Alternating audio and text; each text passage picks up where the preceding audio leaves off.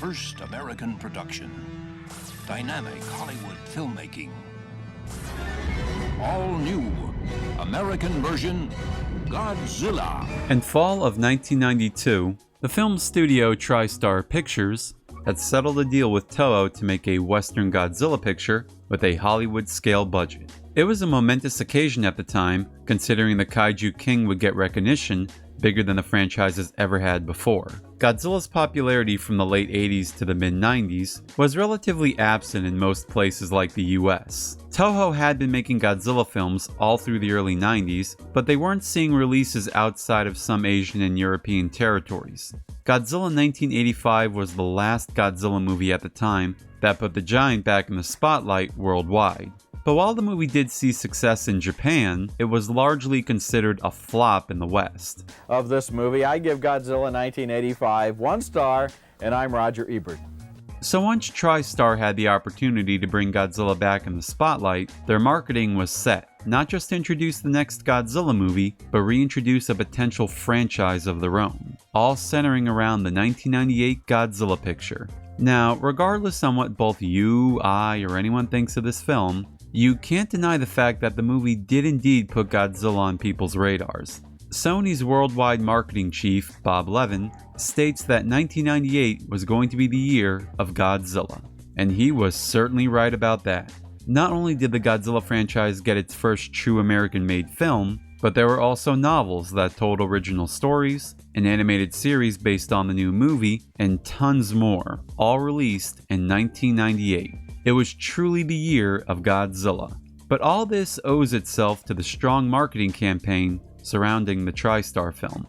One of the biggest deals about the picture was the design of Godzilla. Jurassic Park had come out in 1993 and completely revolutionized how creatures can look in films, thanks to the advent of CGI. Monsters before were bounded to techniques like stop-motion animation, or most famously, just having a guy walk around in a suit. When it came time for Sony's marketing team to revitalize Godzilla's status, their jaws nearly dropped once they were told from producer Dean Devlin that the marketing couldn't show Godzilla. Bob Levin states, "It was a marketing department's worst nightmare. How do you advertise something you can't even show?" Sony's senior vice president of creative advertising, Donna Precious, also remarked that without Godzilla next to a cityscape, nobody could appreciate the scale of the monster. Despite the restrictions, Precious had come up with an idea to work around this, and we'll go over that in a bit. Going back to the appearance of Godzilla now, fans and non-fans of the franchise were indeed curious on what a Hollywood-style Godzilla would look like, definitely making the idea an attention grabber, and the staff behind the movie knew this as well, as any and all marketing leading up to the film's release would only vaguely show bits of the beast. In fact, merchandise around the picture couldn't even be shown until after the movie's premiere, which became a disaster in its own right, and we'll get into that later. But the very first time any bit of the creature's appearance would be shown off was in its first teaser trailer that started playing on July 2nd, 1997, during the premiere of the sci-fi action comedy film Men in Black.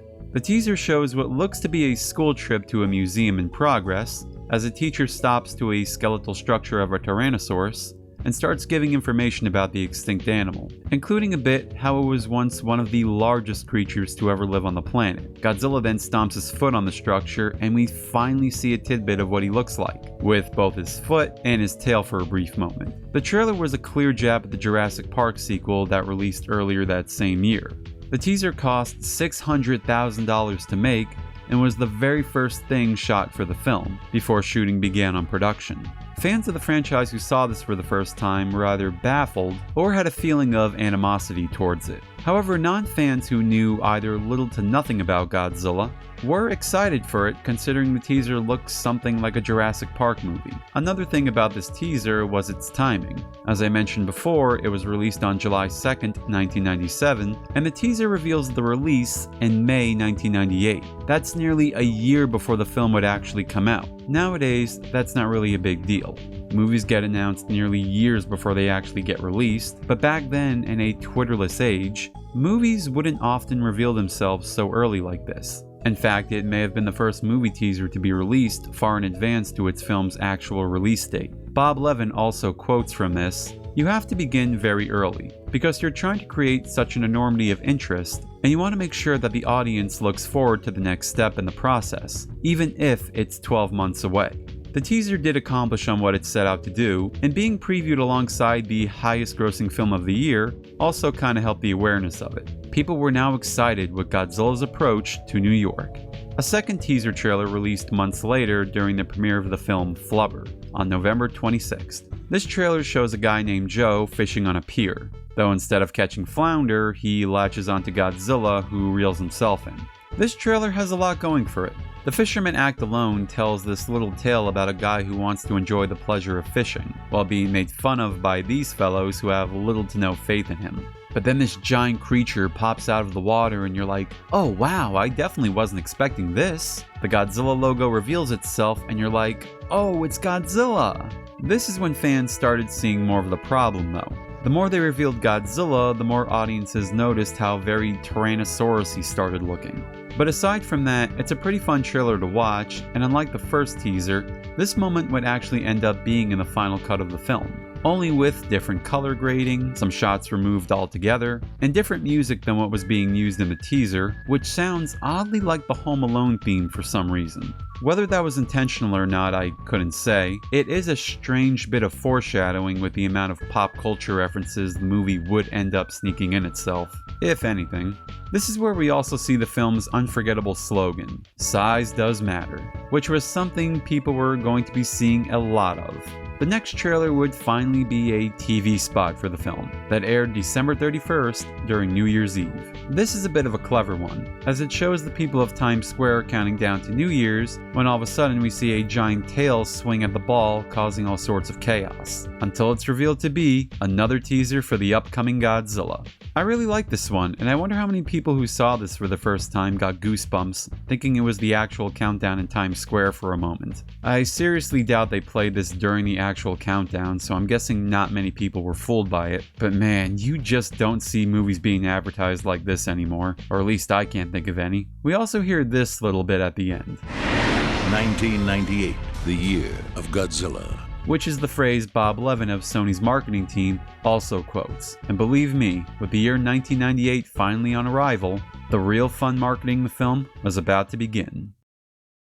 And climbing. Yeah, let me ask you, the studio purposely has chosen not to show the entire monster in any one ad or trailer. How come? With the release of the film drawing closer and closer, and still no full design of Godzilla revealed, the marketing team at Sony had to come up with ways to advertise the movie with just the name alone, and did exactly that, but in a very creatively unique manner, by using actual structures and vehicles as a way to advertise the film.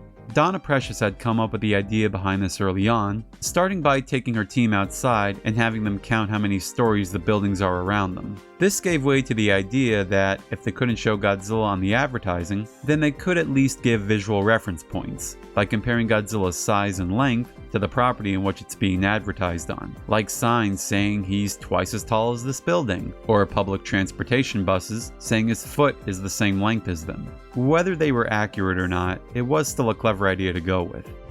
Have we fact-checked any of this stuff about his head is as big as his eye is as big as, or are we just blowing smoke up our own behinds? When posters are being made, they too hid the full design of the big G, while at the same time exaggerating the height on them, following the "Size Does Matter" slogan. Finally, the full theatrical trailer had come out, and this time showing a few core cast members, and once again keeping Godzilla's design a mystery. TV spots also started appearing frequently on virtually every TV station in North America. The hype was getting intense. The film's May release date drew near. Many studios pushed their films either weeks earlier or later around the movie, so as not to be overtaken by Godzilla's box office hype. Finally, May 20th had arrived, and the movie would be shown in over 3,000 cinemas, and earned over $12 million on opening day alone, topping the box office on opening weekend, and made $74 million by the end of its first week. Certainly big numbers for the time, however it didn't quite have the same successful opening week as the previous year's The Lost World, with ticket sales being roughly under 25% in comparison. Not only that, but another film called Deep Impact, which had released earlier than Godzilla on May 8th, had a much more successful opening, and would overall gross more than Godzilla would. Even with all that, the film still had far from a lackluster opening week. Sony's distribution president, Jeff Blake, even called it one of the top 10 openings of all time. However, despite the millions Sony spent on advertising, and the film making its budget back and then some, the movie ultimately didn't make as much as Sony hoped for. This was most likely due to the poor critical reception from both fans and moviegoers alike, due to lackluster characters, dull humor, plot contrivances, and the radically different approach to Godzilla in terms of design and just how he behaves. Godzilla running from the military? That's a bit of a far cry from how he would actually behave in the Japanese films. The producers of the film, Roland Emmerich and Dean Devlin, pushed for a much more leaner and sleeker Godzilla than what had come before. In fact, the design was so different that they probably knew offhand fans weren't going to accept it with open arms. So they played it smart with the advertising and chose not to reveal him until opening day.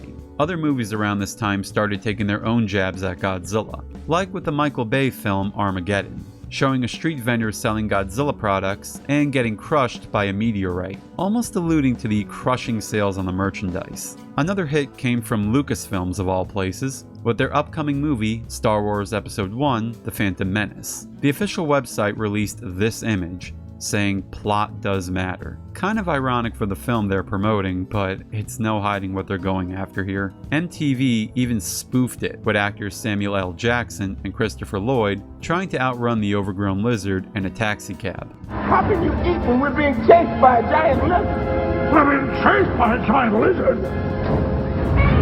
Bad news had not ended there. By the second week, the movie had lost 59% of audiences attending to see the film. After the decline in ticket sales, Sony had hoped for the film to make at least $140 million in North America alone. It ended up making just under that amount. The director of the film, Roland Emmerich, was in denial about the film's critical reception, blaming the lackluster performance on the advertising, saying it was too overdone. Putting the "Size Does Matter" slogan on every billboard became a joke to people, and that Sony was trying way too hard to market the film. Dean Devlin admits that the movie could have been a bit better, but then goes on to insult the Toho films. When being told his Godzilla movie lacked an effective plot, he goes on to state, what, as opposed to the original flicks? Speaking of Toho, they had distribution rights in Japan. However, when they advertised the film, it was done just like any other movie before it, with only a few TV ads, billboards, and posters. Toho also chose not to go with the "Size Does Matter" route, feeling Japanese audiences already know Godzilla is tall. Once the film opened on July 11th in Japan, it met a similar fate as it did in America, starting off with a strong opening weekend, but slowly declining once the second week kicked in, following the same critiques towards the picture as it did in America. This time, Emmerich could not blame the slogan for the overseas performance. For a while, the movie was at the top of Japanese cinemas, until it was overtaken by Pokémon the first movie shortly after. Hey, Godzilla! Want something to drink? Even with the film's release finally met, there was still more to advertise. But Godzilla's mystique now over, merchandise could finally start being put on display. However, the long wait to sell products around the movie badly backfired. Merchandise associated with upcoming films usually released in advance to eat off the hype of the motion picture. Now that there was no hype and word of mouth often shunned the movie, many distributors often found themselves with dozens upon dozens of unsold merchandise. Fast food restaurants also began marketing the movie. Places like Pizza Hut, KFC, and Taco Bell were all signed on to give endorsement to the film. The latter two also included kids' meal toys. Only at Taco Bell. There were also cross-promotions with Duracell batteries and Dreyer's Eddie's Ice Cream that released a Godzilla-themed vanilla ice cream with little Godzilla-shaped fudge pieces inside it. There were also Godzilla Hershey bars, which contained a little Godzilla sighting on the inside of the wrapper. Collecting all 4 different sightings gave one lucky person a chance to win free movie tickets for life. Godzilla was everywhere, on clothing, drinks, Pez dispensers, school products. Anything you can think of, Godzilla was on. There was also Godzilla the Album soundtrack, featuring various artists with music inspired by the movie. Some of the artists included were The Wallflowers, Green Day, Rage Against the Machines, and most infamously, Puff Daddy's Come With Me. Close your eyes, come with me. This track also had a music video which is pretty infamous as the song itself, with Puff Daddy hamming it up half the time on stage as Godzilla terrorizes New York. The album sold well, selling over 2.5 million copies worldwide in 1998 alone. However, the merchandise just wasn't selling as good as many would have hoped, most likely due to the bad reception the film garnered for itself, leaving tons of unsold Godzilla products sitting on store shelves. However, it was the opposite for the media. The home video releases managed to sell around $8 million during its first week alone, which, along with the album, were selling really well. Sony had overestimated Godzilla. Despite the massive advertising they made around the picture, poor sales with retailers forced upcoming Godzilla products to be cancelled, and planned sequels for the American Godzilla films were scrapped. By 2003, Sony had lost their licensing rights to the King of the Monsters. By now, the world is well aware of that large lizard loose in Manhattan. Though Tristar's Godzilla didn't garner the reputation Sony had hoped to achieve, it still managed to at least provide an incredible marketing campaign, still remembered even to this day.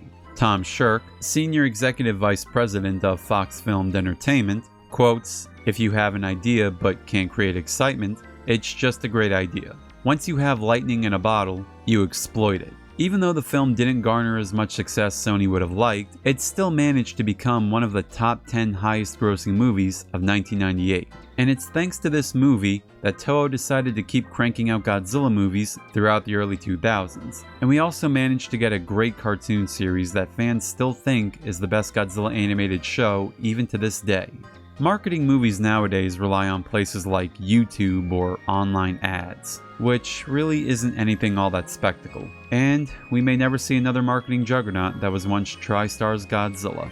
I was too young at the time to remember it, but if you were around during this event, maybe share some of your tales about it. And if you weren't around, then what are your general thoughts about it? I'd love to hear your stories in the comments. And on that note, I thank you all for watching towards the end, and I'll see you next time. Stomp on in to KFC for a Godzilla monster meal. That's 2 pieces of chicken, chips, potato and gravy, a roll, and a Pepsi, all for $4.95. Looks like we'll need more chips. See the movie, then visit KFC.